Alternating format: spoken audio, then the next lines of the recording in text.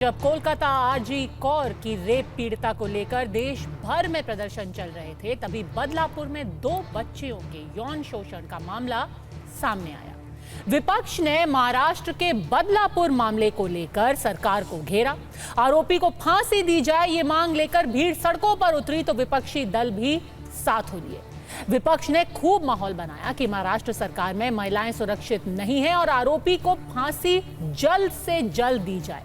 लेकिन कल जब वही बदलापुर का आरोपी अक्षय शिंदे मारा गया तो आज उस पर भी जम करके राजनीति शुरू हो गई और एनकाउंटर पर ही सवाल खड़े कर दिए गए। महाराष्ट्र के बदलापुर में जिस बलात्कार आरोपी अक्षय शिंदे की मौत हुई वो 2 मामलों में आरोपित था। एक मामला उसकी पूर्व पत्नी से बलात्कार का था तो वहीं दूसरा मामला बदलापुर के स्कूल में हुए 2 बच्चियों के यौन शोषण का। पूरी घटना कल शाम की है जब 5:30 बजे पूर्व पत्नी से रेप के मामले में जांच के लिए पुलिस अक्षय को लेकर तलोजा जेल से बदलापुर जा रही थी। शाम 6:15 के आसपास जेल से लौटते वक्त आरोपी ने असिस्टेंट पुलिस इंस्पेक्टर नीलेश से उसका रिवॉल्वर छीन लिया। दावा है कि अक्षय ने 3 राउंड गोलियां चलाई जिसमें से एक गोली एपीआई नीलेश मोरे को जा लगी। इसके जवाब में एसआई संजय शिंदे ने फिर गोली चलाई और वो गोली अक्षय के सिर में लगी। शाम 7 बजे क्राइम ब्रांच आरोपी को लेकर अस्पताल पहुंची जहां डॉक्टरों ने उसे मृत घोषित कर दिया। 12 अगस्त को अक्षय शिंदे पर स्कूल में 2 बच्चियों से यौन शोषण का आरोप लगा था। 16 अगस्त को पुलिस ने मामला दर्ज किया।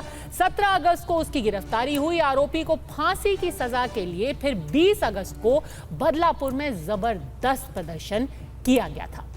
बलात्कार के इस आरोपी की मौत पर एक तरफ जश्न मनाया जा रहा है तो दूसरी तरफ इस एनकाउंटर पर सवाल भी उठाए जा रहे हैं।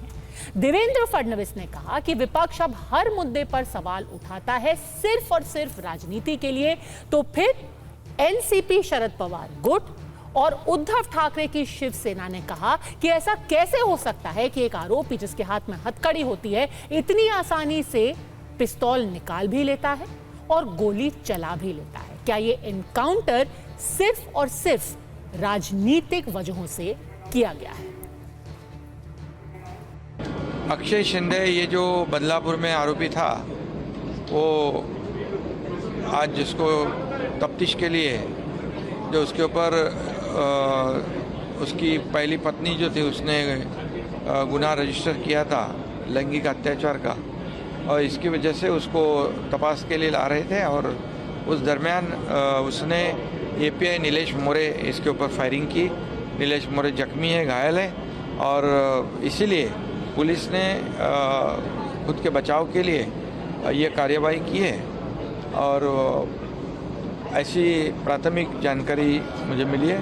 बाकी तो पुलिस जांच के बाद बाकी सब पता चलेगी। He has been murdered in cold blood.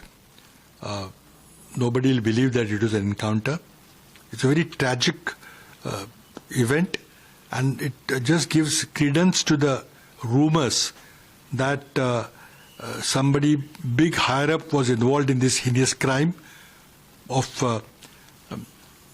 rape and molestation of young girls, and that person is sought to be protected. Initially this Shinde was put as a front man and now he's been silenced.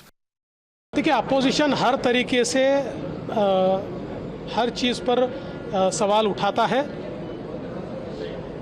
और यही opposition है जो बार बार बोलता था फांसी दे दीजिए। अब वही अपोजिशन जब पुलिस के ऊपर गोली चलाई जाती है तो पुलिस अपना रक्षण करेगी या नहीं करेगी। तो मुझे लगता है कि इसके ऊपर इस प्रकार से विवाद करना बहुत गलत बात है। अभी कल घटना घड़ी है उसमें काफी सारे प्रश्न हैं। पहला प्रश्न यही है कि क्या आपटे को बचाने के लिए ये एनकाउंटर या खून या जो भी हो वो हुआ है। दूसरी चीज सबसे अहम यही होती है कि जो आंदोलन करते थे, जिन्होंने जिस बात के खिलाफ आंदोलन किया, 7 दिन तक एफआईआर नहीं ली गई थी, वो जो आंदोलन किया उनके खिलाफ जो केसेस दर्ज हुए हैं वो केसेस के पीछे लिए जाएंगे, केसेस विड्रॉ किए जाएंगे। और तीसरी बात यही रहती है कि वामन म्हात्रे जिन्होंने एक महिला पत्रकार को पूछा कि क्या आपका रेप हुआ है, उनको क्यों अटक नहीं हो रही, उनको क्यों अभी जेल नहीं हो रही।